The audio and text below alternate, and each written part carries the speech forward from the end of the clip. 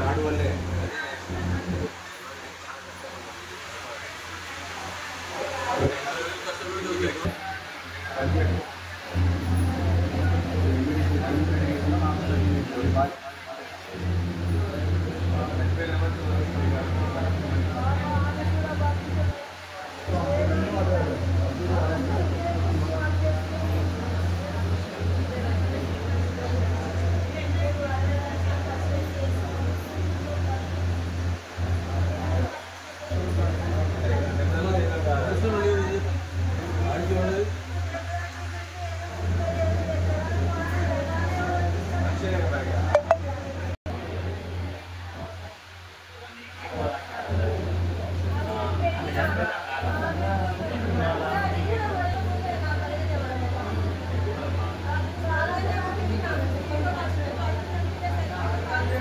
ఈరోజు సిరిసిల్ల జిల్లా కోనరావుపేట మండలము వెంకట్రావుపేట గ్రామంలో ఏదైతే ఉపాధి హామీ పథకం కింద పనులు చేయడానికి వెళ్ళిన ఉపాధి హామీ కూలీల పైన మట్టి పెళ్ళలు పడి రాజవ్వ అనే ఒక మహిళ దుర్మరణం పాలు జరిగింది.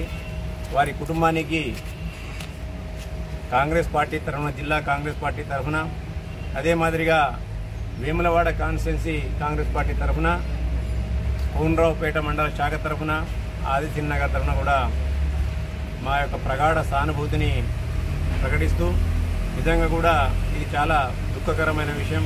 ఎందుకంటే పొట్టకూటి కోసం వెళ్ళిన కూలీలపైన ప్రకృతి వైపరీత్యం అనుకోవచ్చు, లేకుంటే మానవ తప్పిదమే కావచ్చు, కానీ ఆ మట్టి పెళ్ళలు కూలి ఆ రాజవ్వ అనే మహిళ చనిపోవడం చాలా దురదృష్టకరం.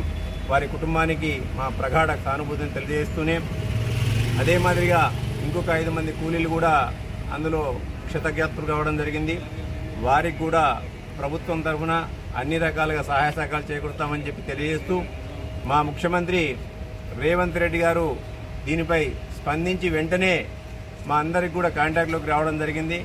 సీఎంఓ ఆఫీస్ నుంచి మా అందరికి కూడా, ఎందుకంటే ఆది శ్రీనివాస్ గారు ఇవాళ కొన్ని పనుల నిమిత్తం దుబాయ్కి వెళ్ళడం జరిగింది కాబట్టి వెంటనే స్పందించి అటు ఆది శ్రీనివాస్ గారిని కూడా కాంటాక్ట్ చేసి, అదే మాదిరిగా నన్ను కూడా కాంటాక్ట్ చేసి ఇమ్మీడియట్గా మీరు ఆది శ్రీనివాస్ గారు లేరు కాబట్టి ఇవాళ ఇమ్మీడియట్గా మీరు వెళ్ళండి, ఇవాళ కాన్స్టిట్యున్సీ వేరైనప్పటికీ కూడా, నియోజకవర్గం వేరైనా కూడా మానవతా దృక్పథం కొని మీరందరూ కూడా వెళ్ళి అక్కడ అండగా ఉండాలని చెప్పి తెలియడం జరిగింది.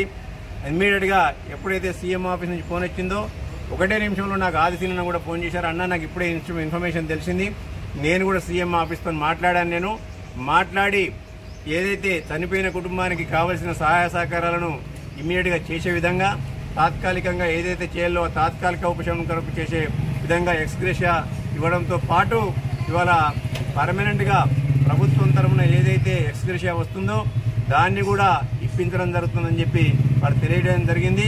ఒకవేళ క్షతగాత్రులకు ఇక్కడ సరైన చికిత్స లేని పట్ల వారికి మెరుగైన చికిత్స కోసము పెద్ద ఆసుపత్రి కూడా పంపించడానికి ప్రభుత్వ పరంగా కలెక్టర్ గారితో మాట్లాడడం జరిగింది.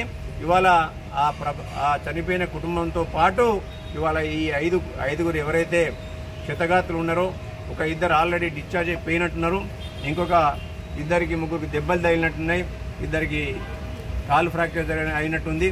వారికి కూడా ప్రభుత్వం అండగా ఉంటుంది. రేపు లేదు ఎల్లుండి ఆది శ్రీనివాస్ గారు అక్కడి నుంచి రాగానే వారి కుటుంబాల వద్దకు వెళ్ళి పరామర్శించి వారికి మనోధైర్యాన్ని ఇస్తూ వారికి కావలసిన సహాయ సహకారాలను అందించడంలో వారు ముందుంటారని చెప్పి చెప్పమని చెప్పి మా ద్వారా చెప్పడం జరిగింది. అదే ఇవాళ ఆ క్షతగాత్రుల కుటుంబాలకు కూడా మేము తెలియజేయడం జరుగుతుంది. వారికి అండగా ఉంటాం, ప్రభుత్వం అండగా ఉంటుంది. మా ముఖ్యమంత్రి గారు మానవతా దృక్పథం కొద్దీ ఈ సంఘటనపై ఇమ్మీడియట్గా మమ్మల్ని స్పందించమని చెప్పి పంపిన వెంటనే మాకు ఈ మానవతా దృక్పథంతో పాటు ప్రజలకు ఏది జరిగినా మేము అండగా ఉంటామని తెలియజేయడానికి ఇది నిదర్శనంగా మేము తెలియజేస్తున్నాం.